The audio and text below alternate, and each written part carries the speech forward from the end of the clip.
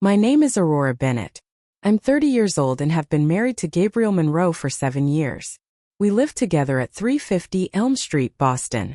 Somewhere along the way, we stopped being us. We no longer fight because fighting would mean there's still something left to fight for. Instead, we drift apart. He sleeps with his back turned to me. We share dinners in silence or in front of the TV, and our touches are only accidental. I used to believe this was just a rough patch. People always say the honeymoon days fade and you have to work to keep love alive. That's what I told myself. But then weeks turned into months and months into years, and I realized I was the only one still trying. Loneliness doesn't hit all at once. It creeps in slowly. You go from craving attention to convincing yourself you don't need it, from wondering if he's lost interest to pretending it doesn't matter. You stop asking what's wrong, because you're tired of hearing the same excuses. Work's stressful. I'm tired. I just need some space. Until eventually, you stop asking at all. I should have left. I know now that I should have walked away when staying began to hurt more than leaving would have. But I didn't. I stayed because I couldn't admit failure and because I kept hoping, even when hope had long since faded. Then Liam Monroe, Gabriel's son from his first marriage, moved in with us just before his senior year of high school. I wasn't prepared for him. I convinced myself it would be only a temporary arrangement until he graduated. But when he arrived with his bags and that crooked smile, something shifted. It wasn't an instant lightning bolt. It was subtle at first. He looked at me as if I were someone worth noticing, and after months of feeling invisible, that attention was dangerous. I remember the first night he was here. I actually cooked dinner, a task I hadn't taken on in weeks, maybe months. When he complimented the meal, it was a simple gesture, yet I felt something stir inside me. A feeling I hadn't experienced in a long time. That was when it began. Little moments that should have meant nothing but felt like everything. The way his eyes lingered on me, the soft tone of his voice when he asked genuine questions, and the extra minutes I found myself spending in the kitchen, wearing makeup again as if it were for him. I kept telling myself it was harmless. After all, what woman doesn't want to feel noticed, to feel wanted? But deep down I knew it wasn't harmless, not even close. Late at night, while Gabriel slept soundly beside me, my thoughts weren't of my husband but of his son, and I hated myself for it. At first, I tried to dismiss it as imagination, a polite attempt by Liam to adjust to a new home. But then came the lingering pauses, the way he held my gaze a second too long, the slight stammer when he said my name. It wasn't just politeness, and the worst part was I liked it. I began noticing other things. How his face flushed when I leaned too close, how his eyes dropped to my legs when I crossed them. He wasn't subtle, and perhaps that was what drew me in even more. Unlike Gabriel, who seemed burdened by the effort of connection, Liam looked at me as if he couldn't help himself, and I fed off that attention. I never meant for it to go this far. Yet soon I found excuses to be near him. Folding laundry in the living room when I knew he'd pass by, walking downstairs in a tank top and shorts instead of my usual robe, even asking him about school just to keep him talking. I knew it was wrong, but I couldn't stop, because for the first time in years I felt seen. It's embarrassing how much effort I started putting into my appearance. I dug out clothes I hadn't worn since my early 20s, tight skirts, low-cut tops, things I thought I'd outgrown. I told myself it was harmless, that it was simply nice to feel pretty again. Yet there were mornings when I spent extra time perfecting my makeup, knowing Gabriel wouldn't notice but Liam might, and he always did. I could feel his eyes on me even when he pretended not to, and that thrill was hard to explain. Then came moments that felt less like accidents and more like deliberate tests. Bumping into him in the hallway, our hands brushing as I squeezed past, standing too close in the kitchen, letting my perfume fill the air between us, asking him to reach for something on a high shelf just to watch the muscles in his arms tighten. Each time I felt that spark, a silent energy that set my skin aflame and made my heart skip a beat. But the guilt always followed. Late at night, lying beside Gabriel, I'd replay every moment in my head, promising myself it had to stop. I vowed that tomorrow I would keep my distance, pull back, be better. But then morning came, and I'd catch Liam watching me from across the room, and all those promises would vanish. The hardest part was understanding why this happened. I knew exactly how I'd gotten here. It was the nights Gabriel spent dozing on the couch, absorbed in reruns instead of joining me in bed, the way he never asked about my day, never noticed when I was upset, never touched me unless it was out of habit, the manner in which he would glance at his phone and mumble "love you" as if checking off a box.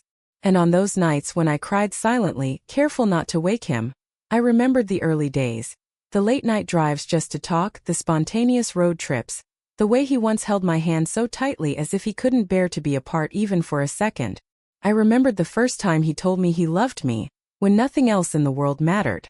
But those memories now felt distant, as if they belonged to someone else entirely.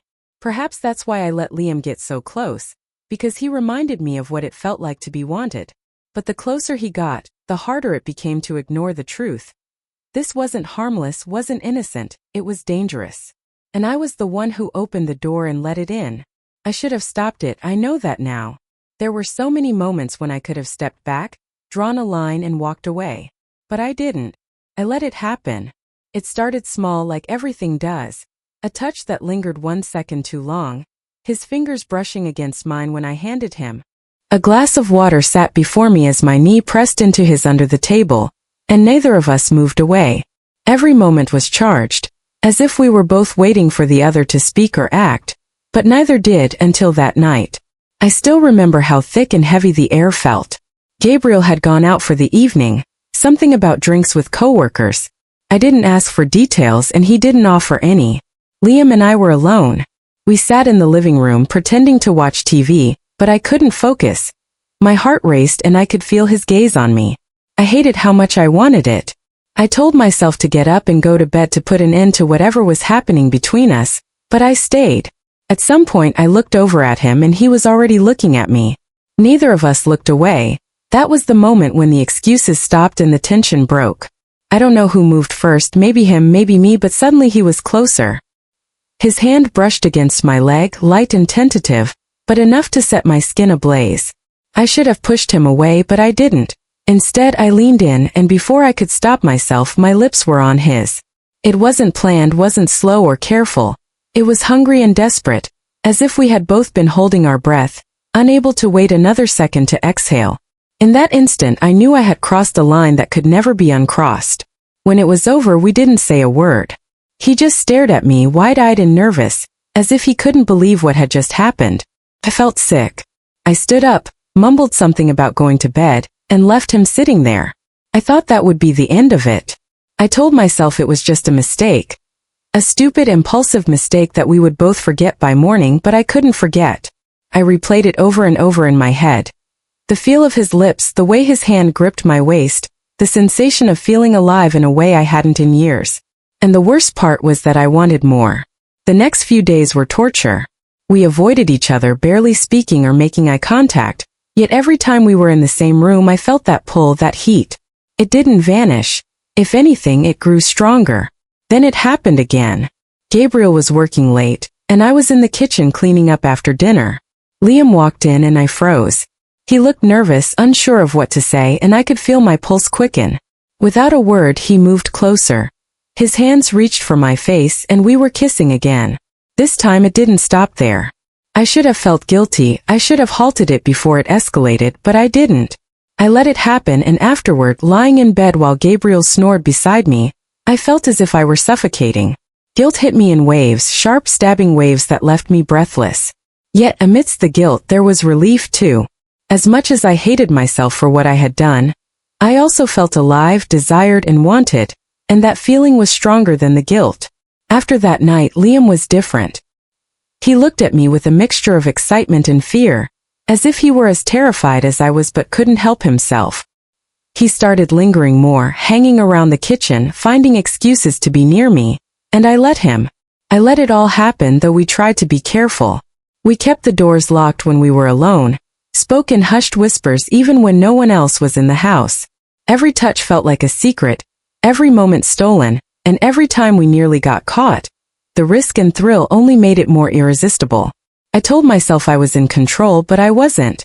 The line had been crossed and I wasn't sure I even wanted to go back. By the way, if you've made it this far into the story, thank you for sticking with me. I know it's not easy to hear, and I appreciate you listening. If you find this video interesting or think someone you know could relate to what I'm sharing, please take a moment to like and subscribe. It really helps me continue sharing stories like this and reminds me I'm not alone out here. I thought I could handle it. I told myself I was being careful, that no one would ever find out as long as we kept it quiet. But secrets have a way of bleeding through, no matter how tightly you try to contain them. It started with the little things. Gabriel asking why I wasn't in the mood lately, why I'd been so distant. He wasn't accusing me of anything, not yet, but there was a weight in his voice that hadn't been there before. He was starting to notice. Once that seed was planted, I couldn't stop it from growing. I became hyper-aware of everything I did. How long I spent getting ready, how I looked at Liam when Gabriel was in the room, how my hands shook when I handed Gabriel his coffee in the mornings. I was unraveling and I knew it, but I couldn't stop. Liam could feel it too. He wasn't as bold anymore. He'd barely touch me when Gabriel was home, and his eyes darted around the room as if he expected someone to walk in at any moment. Even though we both knew it was dangerous, and that eventually everything would fall apart, we couldn't let go. Guilt started eating at me in ways I hadn't expected. I'd lie next to Gabriel at night, his arm resting lightly on my waist, and wonder what would happen if he knew. Would he yell, cry, or leave me? Or would he just look at me with that blank, empty expression he'd worn for years, the expression that hurt more than anger ever could? Then there were the moments with Liam, the stolen kisses when no one was watching, the way his hand would linger on my back as he brushed past me, making me forget, even if just for a moment, about the guilt, the fear, and the consequences. It was easy to pretend that what we had was real. But then it wasn't so easy anymore. Gabriel began asking more questions. Why was I so quiet all the time? Why did I flinch when he touched me? Why did Liam seem to be home more often than usual, even when he said he had plans? At first I lied, telling him I was just tired, stressed, overwhelmed. But the lies felt brittle, as if they could shatter at any moment. And Liam was starting to crack too. One night as we sat in my car, my hands gripping the steering wheel so tightly that my knuckles turned white, he finally said it. "What are we doing?" His voice was quiet, almost a whisper, but it hit me like a punch to the stomach. I didn't know how to answer. I just stared straight ahead, watching the streetlights blur in the rain. He waited, but I said nothing. Eventually, he let out a shaky breath and repeated, "What are we doing, Aurora? This can't last." I hated hearing it, but I knew he was right. We couldn't keep pretending, couldn't keep sneaking around, waiting for the walls to close in. Yet even as he said it, I could feel his hand reach for mine, gripping it as if he were afraid to let go. And I didn't pull away. I finally said, "I don't know what we're doing. I just know I don't want to lose this. I don't want to lose you." The words felt heavy, and I hated how much truth they held. But even as I said them, I knew it didn't matter. We were already losing each other. The weight of our secret was too much, and sooner or later it would crush us. I drove home that night with my heart pounding, convinced Gabriel would be waiting up for me, ready to confront me. But he wasn't. He was asleep on the couch just like always. As I stood there watching him breathe, I felt the guilt hit me like a wave. No matter how broken we were, he didn't deserve any of this. And yet I wasn't ready to stop, and I don't even know how it happened. One minute, everything felt under control, as under control as something like this could be. And then it all unraveled so fast that I didn't have time to stop it. Gabriel wasn't supposed to be home early that day. He was working late, or at least that's what he said when he left that morning. Liam and I weren't as careful as we used to be. We had gotten accustomed to the routine, the patterns, the timing. But routines fall apart and patterns shift. When I heard the front door open, my heart stopped. Liam was still upstairs. I could hear the shower running and the faint hum of water hitting the tiles. I froze in the hallway, my pulse pounding so loudly I thought Gabriel would hear it. Then he called my name. Aurora. I don't know why I panicked the way I did. I should have walked out and acted normal, but I couldn't move. My feet felt glued to the floor. And that's when I heard him coming up the stairs. I tried to think, tried to come up with something, anything, but it was too late.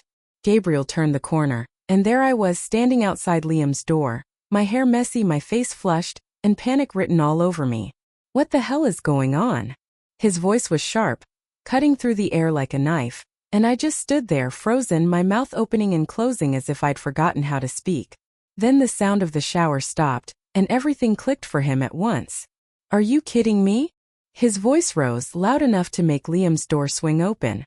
A second later, Liam stepped out wearing nothing but a towel, and the look on his face was all Gabriel needed to see. "You're sleeping with him?"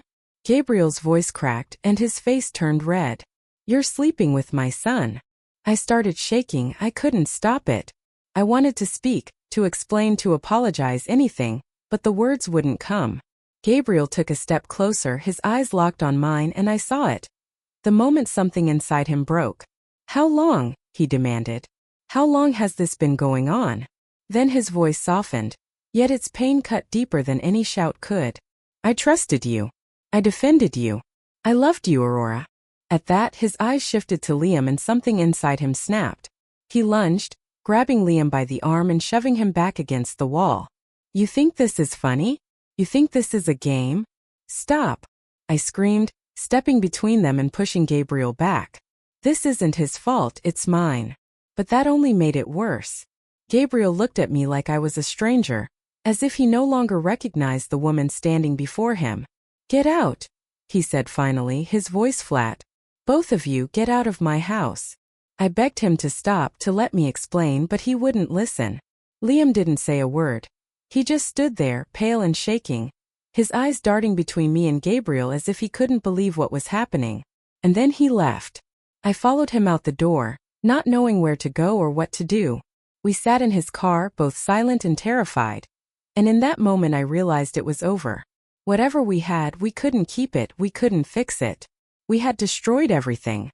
That night Liam moved out. I don't even know where he went. He didn't tell me and I didn't ask. And Gabriel didn't speak to me again. Not that night, not the next day, not ever. The house felt empty after that, too quiet, too big. I walked through the rooms we once shared, touching the furniture, the walls, the lingering memories, and I felt as if I were haunting my own life. I thought about calling Liam, about begging him to come back and give me something to hold on to, but I couldn't. No matter how much I wanted him, I knew I couldn't fix what I'd broken. It's been almost a year since everything fell apart. Some days it feels like it just happened. I can still hear Gabriel's voice echoing through the house, feel the heat of his anger in the air. Other days it feels like another life entirely. Someone else's story, someone else's mistake. But it wasn't someone else, it was me. I did this.